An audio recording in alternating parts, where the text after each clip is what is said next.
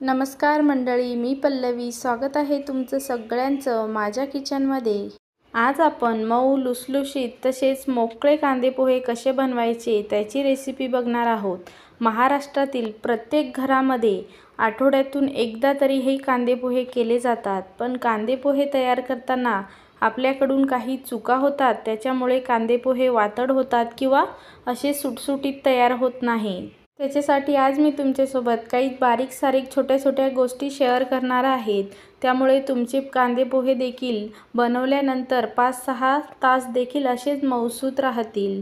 चला तर मग लगेच या साध्या आणि सोप्या रेसिपीला सुरुवात करूया. सर्वप्रथम कांदे पोहे बनवण्यासाठी इथे बघा मी जाड पोहा घेतलेला आहे. आपण पोहे मोजून घेणार आहोत. इथे मी 4 लोकांसाठी पोहे बनवणार आहे. त्याच्यासाठी बघा मी 2.5 वाटी पोहे घेणार आहे.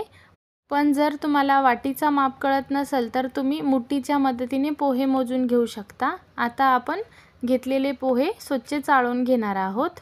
आपण पोहे करताना सगळ्यात महत्त्वाची आणि सगळ्यात पहिली चूक करतो म्हणजे पोहे चाळून घेत नाही. बऱ्याच वेळी पोहे बारीक असतात आणि पोह्यात भरपूर असा कचरा असतो, तो काढणे खूप गरजेचे असतात. त्यामुळे काय होतं ना, आपला पोह्याचा लगदा होतो आणि पोहे चिवट तयार होतात. आता बघा पोहे चाळून घेतल्यानंतर आता आपण पोहे स्वच्छ धुवून घेणार आहोत. पोहे धुताना शक्यतो डायरेक्ट नळाखाली धुवून घ्यायचे आहे, म्हणजे व्यवस्थित धुतले जातात. आता बघा हलक्या हाताने चोळून आपल्याला पोहे एकाच वेळी धुवून घ्यायचं आहे, जास्त धुवायचं नाही. आणि त्याच्यानंतर चाळण एखाद्या दुसऱ्या भांड्यावर ठेवून द्यायचं आहे, म्हणजे पोह्याला जेवढं पाणी शोषायचं असतं तेवढं शोषून घेतो आणि एक्स्ट्राचं जो पाणी आहे तो खाली असलेल्या भांड्यात नितळून जातो. शक्यतो पोहे बनवताना पोहे धुण्यासाठी अशा पद्धतीची चाळण असते ना, त्याचाच वापर करा, म्हणजे पोहे मोकळे तयार होतात. आता आपण तेल गरम केलेलं आहे, ह्याच्यात शेंगदाणे तळून घेणार आहोत. नेहमी शेंगदाणे तळताना चिमूटभर मीठ घालून घ्यायचं आहे, पण माझ्याकडनं व्हिडिओ स्किप झालेला आहे. पण तुम्ही आवर्जून घाला, म्हणजे शेंगदाणे असे अळणी किंवा बेचव लागत नाही मीठ घातल्याने. आता बघा खरपूस असे आपले शेंगदाणे भाजून झालेले आहे. शक्यतो शेंगदाणे आधीच भाजून घ्या आणि नंतर फोडणी घाला, म्हणजे शेंगदाण्याचा जो कुरकुरीतपणा असतो ना, तो पोहे खाताना टिकून राहतो. आता बघा खरपूस झालेले शेंगदाणे आपण काढून घेऊया. आपलं तेल गरमच आहे, लगेच फोडणी घालून घेऊया. अर्धा चम्मच मोहरी घातली आहे, अर्धा चम्मच जिरा मोहरी छान तडतडलं की बघा मी 1 वाटी गच्च भरून बारीक चिरलेला कांदा घेतलेला आहे. कांदे पोहे करताना शक्यतो भरपूर असा कांद्याचा वापर केला जातो, म्हणजे अर्धा किलो तुम्ही पोहा घेतला तर त्याच्यासाठी अर्धा किलोच कांदा वापरायचा असतो, म्हणजे त्याच्यामुळे आपले कांदे पोहे मऊसूत आणि सुटसुटीत तयार होतात. कांदे परतून झाले की आता आपण बघा अर्धा चम्मच इतकं हिंग घालून घेणार आहोत. आणि सगळ्यात महत्त्वाची टिप म्हणजे कांदे पोहे करताना कांदे जास्तीचे परतून घ्यायचे नाही, म्हणजे काळपट वगैरे करून घ्यायची गरज नाही. फक्त कांदा मऊ होईपर्यंत शिजून घ्यायचा आहे. आता बघा तिखटसाठी मी 2 हिरव्या मिरच्या घातलेल्या आहे आणि आपला मऊसूत असा कांदा शिजलेला आहे. आपल्याला ओव्हरकुक करून घ्यायची गरज नाही, म्हणजे कांदा जर ओव्हरकुक झाला तर कांदे पोहे मऊसूत तयार होणार नाही. त्याच्यासाठी बघा कांदा सॉफ्ट होईपर्यंतच परतून घ्यायचं.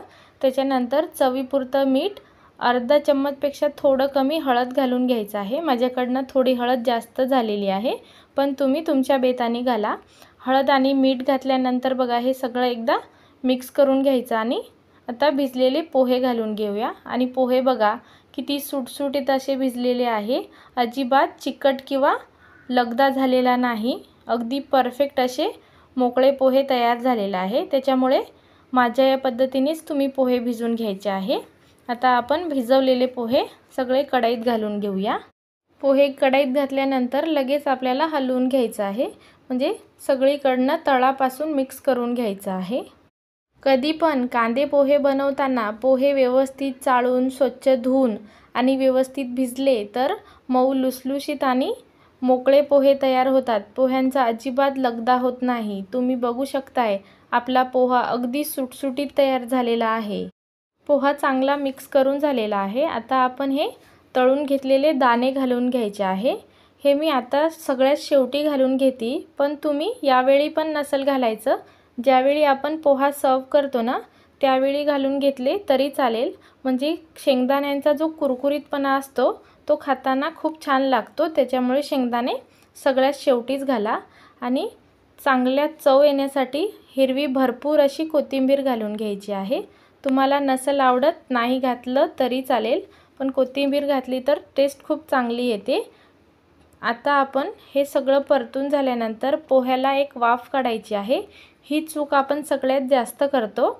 2 मिनिटाची वाफ काढली ना तर मऊसूत असे पोहे तयार होतात, जसे की नाश्ता सेंटरवर असतो ना तसे परफेक्ट पोहे तयार होतात। पोहे करताना वाफवून घेणं हे खूप गरजेचं असतं।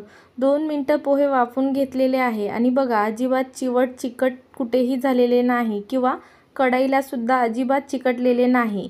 पोहे व्यवस्थित धुवून आणि पाणी नितळून घेतले ना तर असे सुटसुटीत पोहे तयार होतात। लगेच आपण गरमागरम मऊ लुसलुशीत पोहे सर्व करायला घेऊया। आता हे पोहे कसे खायचे? मस्त गरमागरम मऊसूत वाफाळता पोहा, वरनं बारीक चिरलेली कोथिंबीर भुरभुरायची, बारीक चिरलेला कांदा, अजून तुम्ही बारीक शेव घालू शकता आणि वरनं लिंबू पिळायचा आणि गरमागरम पोह्याचा आस्वाद घ्यायचा आहे। तर आज आपण 4 ते 5 लोकांना पुरेल असं परफेक्ट प्रमाणासहित मी तुम्हाला नाश्ता सेंटरवर असतो ना असाच 4 ते 5 तास किंवा दिवसभर सुद्धा मऊसूत राहणारा पोहा करून दाखवलेला आहे। घरी एकदा अशा पद्धतीने नक्की ट्राय करून बघा आणि रेसिपी कशी वाटली कमेंट करून नक्की सांगा।